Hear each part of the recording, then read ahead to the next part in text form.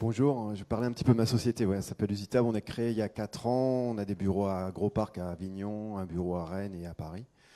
On a plus de 1000 utilisateurs, des opérateurs de production qui travaillent sur nos solutions. Nos solutions, c'est des applications sur les tablettes numériques qui peuvent être augmentées avec des petits objets connectés, on en a parlé, au service de l'amélioration des performances en faisant monter en compétence les opérateurs. On vise aussi des équipes autonomes.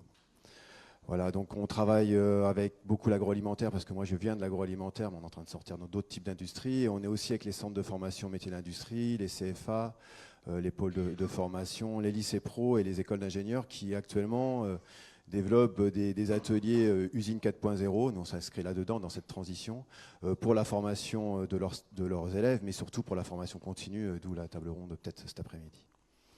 Voilà, moi j'avais, quand j'étais responsable d'unité de production, une grosse unité ici qui fait des épices à Monteux, ben, j'avais un rêve, c'était d'avoir des opératrices sur des lignes de production qui supervisent, qui prennent des décisions en temps réel, mais qui sont surtout dans une notion de bien-être, on en a parlé tout à l'heure, une notion de bien-être qui va m'entraîner de l'implication et l'implication qui entraîne de la créativité.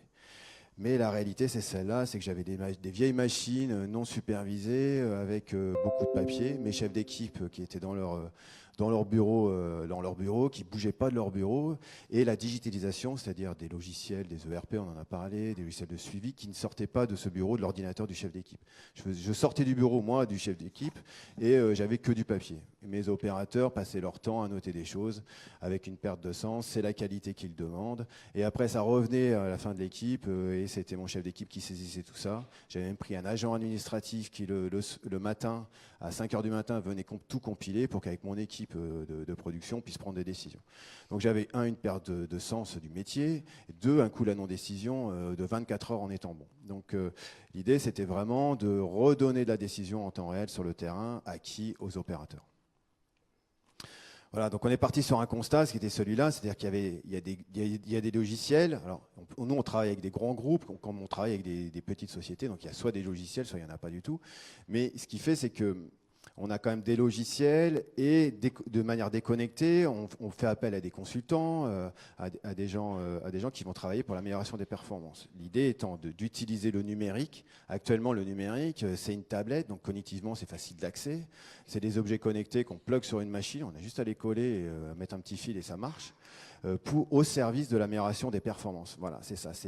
Nous, on ne va pas faire des logiciels, on va utiliser le numérique, le digital, on peut dire ce qu'on veut, mais pour l'amélioration des performances. Voilà, c'est l'approche que l'on a, avec une approche aussi différente de l'approche traditionnelle informatique. On parlait des gros logiciels à 100 000 €, où là, un gros logiciel à 100 000 €, c'est je mets un ordinateur sur mes lignes de production.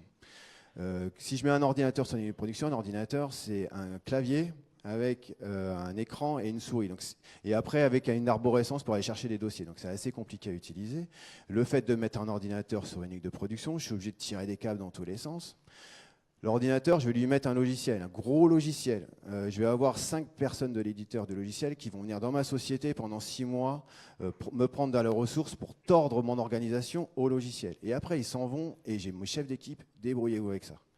Donc nous, l'idée, et l'idée de plusieurs autres sociétés actuellement, c'est d'utiliser encore une fois ces nouvelles technos. Une nouvelle techno, c'est un store que vous avez sur vos téléphones. Donc vous pouvez installer une application en 5 secondes. Après, on travaille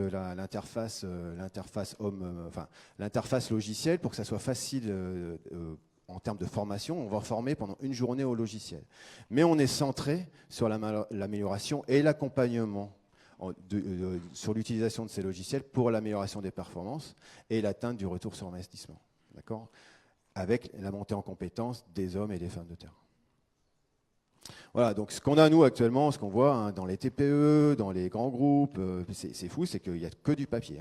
Donc vous avez un pupitre, là où on va mettre la grosse machine avec un calendrier, pas 1000, mais des grandes feuilles A3 pour suivre la production. Il y a des stabilos quand même. Pardon ? Il y a des stabilos, c'est Il y a des stabilos, bah ouais, c'est un petit couleur code rouge quand même, il y a un peu de ligne, ils ont fait un peu de ligne, mais voilà. Mais le constat, c'est qu'on est en train d'écrire. Donc quand on écrit, on ne sait pas trop pourquoi on écrit. En tout cas, on n'a pas la restitution de l'analyse de tout ça. Alors après, on a installé des ordinateurs, voilà, ces fameux ordinateurs encapsulés. Alors ils sont mobiles, hein, ils ont 4 roues, mais bon, ils sont difficiles quand même. Et j'ai quand même mes chefs d'équipe qui sont tout le temps en train de faire du reporting dans leur bureau. Alors nous, ce qu'on préconise, c'est d'utiliser maintenant la tablette. Demain, ça pourra, quand ça sera au point, utiliser une lunette, ce genre de choses. Mais savoir quoi comme effet? Ça veut dire que la personne va pouvoir avoir à l'endroit où il est, donc couplé avec de la réalité augmentée, couplé avec de la microlocalisation indoor, les informations dont il a besoin pour prendre des décisions. Le chef d'équipe va pouvoir sortir de son bureau pour pouvoir aller animer à un endroit donné, par exemple en termes de sécurité. Tiens, là, il y a eu un accident dans une autre usine ou j'en sais rien.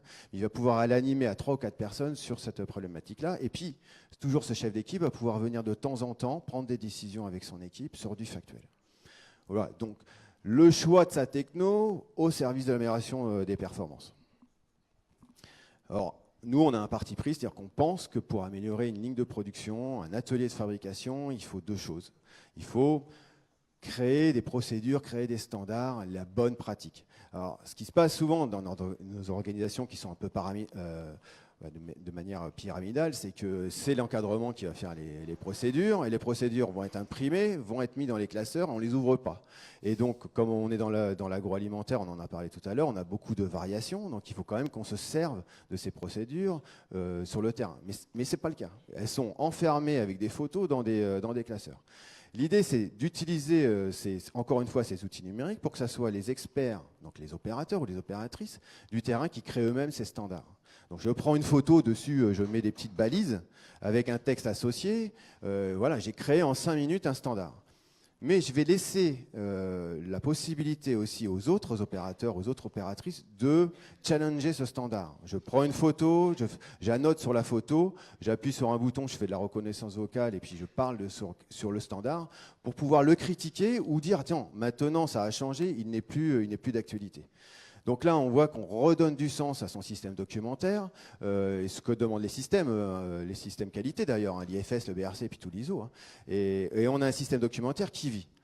Double avantage pour le client, enfin pour l'industriel, c'est qu'actuellement, on en a parlé avec Thalys, Lactalis avec les problèmes qu'ils ont eu, donc de plus en plus, on a des audits qui vont devenir des audits inopinés, hein, ils arrivent, ils sonnent, et puis dans une demi-heure, on est à l'intérieur. Là, les grosses sueurs froides, on ne sait pas où on est son système documentaire, comment je contrôle. Donc avec ce genre d'outils, les industriels vont pouvoir aussi pallier à ça facilement. Donc, la création de standards, l'animation à intervalle court, alors je vous fais rapidement, c'est du lean, hein, mais l'animation à intervalle court, c'est j'ai mon chef d'équipe qui vient sur le terrain animer toutes les 2 heures sur 2 ou 3 paramètres critiques à suivre. Voilà, c'est tout simplement. Et il va le faire sur quoi? Sur du visuel. Grâce à ces outils-là, vous pouvez amener du rouge, du vert, c'est bon, c'est pas bon, pourquoi c'est bon, pourquoi c'est pas bon. Et on change le métier du chef d'équipe qui va devenir plutôt un éditorialiste, c'est-à-dire qu'il va sélectionner du contenu pour faire monter en compétence ses opérateurs, et il va venir animer son équipe, et là on lui redonne du pouvoir un petit peu, pour prendre des décisions avec son équipe. La deuxième, c'est là où on a, dans l'agroalimentaire, on a beaucoup de lignes de production, conditionnement, embouteillage. Donc, c'est des lignes moyennes et forte cadence. On peut produire 30 000 bouteilles à l'heure. Et il est intéressant, là, d'utiliser encore des méthodes qui utilisent des maths, donc encore des compétences, hein, pour synthétiser et donner de l'information à l'opérateur de manière statistique. Le fait de lui donner de l'information de manière statistique, alors on va faciliter ça avec le visuel, hein, mais ça va amener du prédictif, d'accord? Et donc le prédictif on va commencer à être en maîtrise de son procédé de fabrication, ce qu'on appelle le Lean Six Sigma. Et encore une fois, les solutions permettent de faire ça. Tout ça, l'objectif, c'est qu'on a la décision en temps réel. Donc, vous voyez bien qu'avec les nouvelles technologies, on vient chasser la non-valeur ajoutée de la ressaisie et on a des décisions en temps réel. Voilà, en gros, là, c'est une architecture qu'on propose, hein, mais il y en a d'autres. Mais elle est modulable. C'est un peu entre guillemets, hein, c'est marketing, mais c'est du plug and prod en 1 heure. Et on va rendre intelligente une vieille machine. Souvent, les gros logiciels, où on va avoir certaines personnes qui vont dire ta machine, elle fabrique bien, mais tu dois la changer. Là, avec les nouvelles technologies, vous avez une ligne de production qui fait 10 000 ou 15 000 bouteilles à l'heure. et vous voulez connaître deux choses. Le poids de remplissage, par exemple, c'est important. Je ne veux pas trop en mettre parce que ça me coûte de l'argent. Si j'en mets pas assez, je vais avoir la répression des fraudes qui va arriver. Et puis, j'aimerais bien savoir le nombre de bouteilles que je fais à l'heure pour pouvoir optimiser ma ligne de production. Parce que j'ai tellement bien travaillé, je fais du bio, j'ai une croissance à 2 chiffres, je vais être obligé de monter une équipe de nuit, ce qui est bien. Hein. Mais avant d'essayer de monter mon équipe de nuit, je vais quand même essayer de produire un peu mieux. Par exemple, donc on va lui coller un petit objet connecté, c'est ça un objet connecté, hein, qui peut venir chercher de l'information sur des capteurs existants, où on met des capteurs et on vient avoir l'information. Après, les applications, l'information, je peux la traiter statistiquement, je mets des graphes pour que l'opérateur puisse prendre de la décision. Et je vais aussi en profiter pour faire ces fameux standards.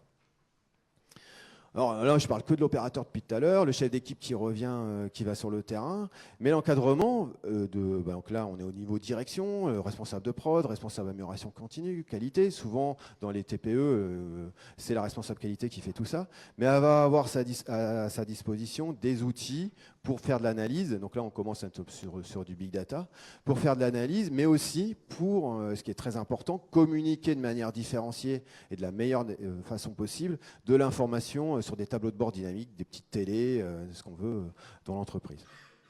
Ça sera différent sur la ligne de production, ça sera différent dans l'atelier, ça sera différent sur mon poste d'accueil, ça sera différent dans la salle de réunion pour mon encadrement de proximité. Voilà, donc la réponse qu'on va essayer d'apporter en fait en utilisant le numérique, et je pense que c'est la meilleure façon pour l'appréhender, c'est que quand on rentre dans une usine, on regarde un petit peu l'organisation, comment elle contrôle et elle saisit.